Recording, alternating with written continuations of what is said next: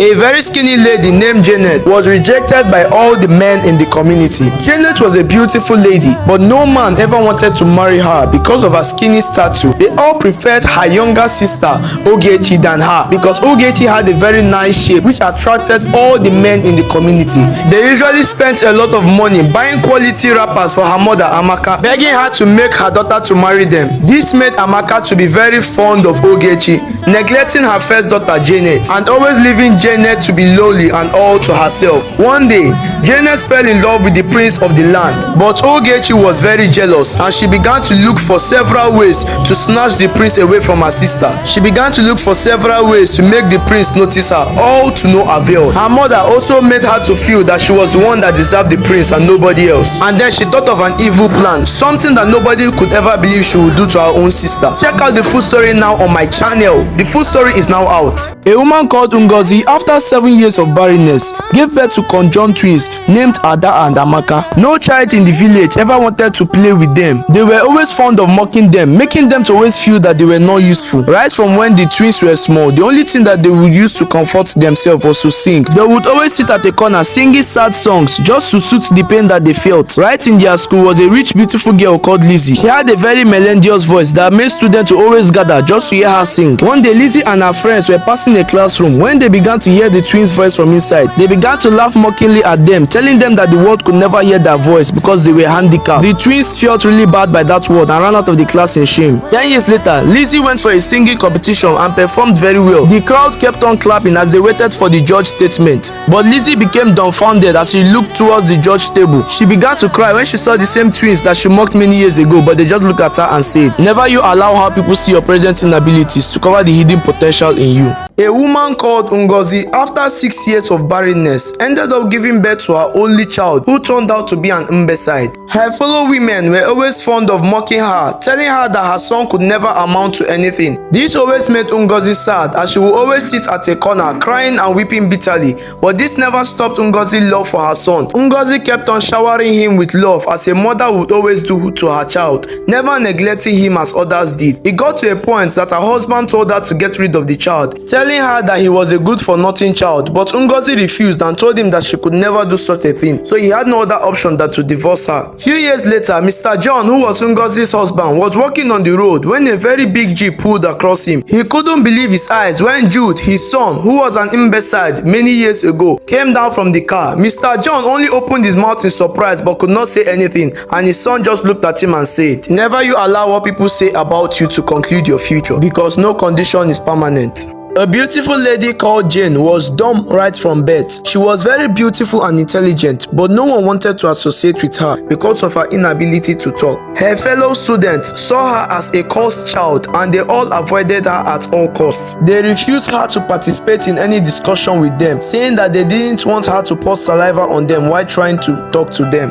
One day, in a biology class, the teacher asked them a question and nobody in the class knew the answer. Amaka knew the answer and had a feeling to say it, so she stood up and began to demonstrate the answer to the teacher because she could not talk. The teacher was confused and ordered her to sit down, and the whole class bursted into laughter. Amaka quickly left the class crying and feeling embarrassed as she ran home. She began to scream at her mother, asking her why she was in that condition, and her mother just quickly sat her down and said to her, "Don't listen to what people say about you, because every challenge we face in life is always a stepping stone to our greatness." A very poor boy called Samuel had always dreamt of being a musician all his life. He would stay day and night recording and writing songs, but none of his songs ever went viral. His mother would always shout at him, telling him that he was wasting his time and he should do something useful with his life. Whenever he tells his friends about his dream to become a musician, they will always laugh and mock him, telling him that he had a very bad voice and he would never make it through music. But his girlfriend called Janet was always his source of inspiration. She would always comfort him, telling him that he should never give up on his dream. One day, Janet visited Samuel, and Samuel was happily telling her about his plans to release his new music. Janet became furious and asked Samuel when he would become serious with his life. She began to remind him that he was poor and he had no sponsors, yet he thinks that he will ever make it through music. She then said that she wasn't ready to be in a relationship where he doesn't have any future plans with his life. Samuel kept on begging her not to leave, but she angrily stormed out of his house. With that pain, Samuel went to the studio and recorded a song. Few months later, Janet was in her room when her friend came in and invited her to a big concert that was going on in town.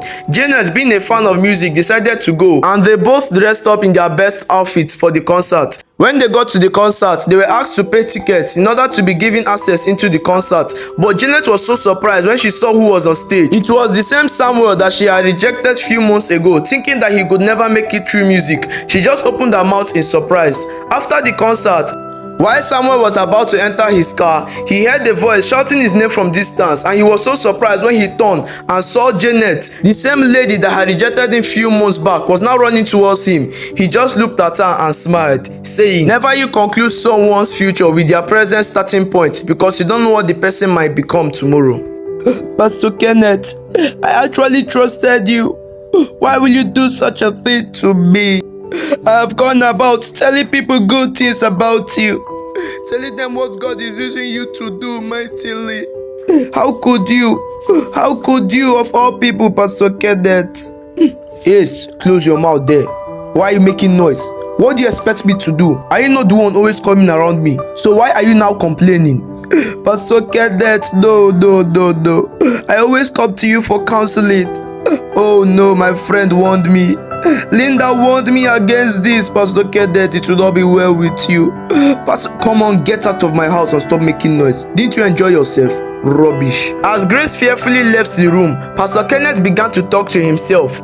Oh boy, this girl is sweet though. Chai, but her father is a rich man. Oh, what have I just done? I really have to do something fast before this girl spoil my name. Check out the full story now on my channel. You really can't miss out. Click the link in my bio and enjoy the full amazing story. A boy called Emmanuel was a folktale writer. He always loved reading and telling stories, and that was part of his hobby. One day, he thought to himself that he needed to open up a social media account. So he went ahead and opened up a social media account and kept on posting stories. But yet, he received a very low views than he expected. When some of his friends heard that he had opened up a social media account, they kept on laughing at him, telling him that he could never make it through social media. But Emmanuel was not discouraged. He kept on looking at his goal, at his future, what he expected in life, and knew that one day he would blow like Sabinus or Brinjetta. He decided to ignore the mockery that his friends always poured out at him whenever they see him editing his stories. But one day he decided to give up because of the low views he usually received. He couldn't continue any longer, but his grandmother quietly sat him down and said to him, "Don't stop doing what you know how to do best. Keep doing it. One day the world will hear your name."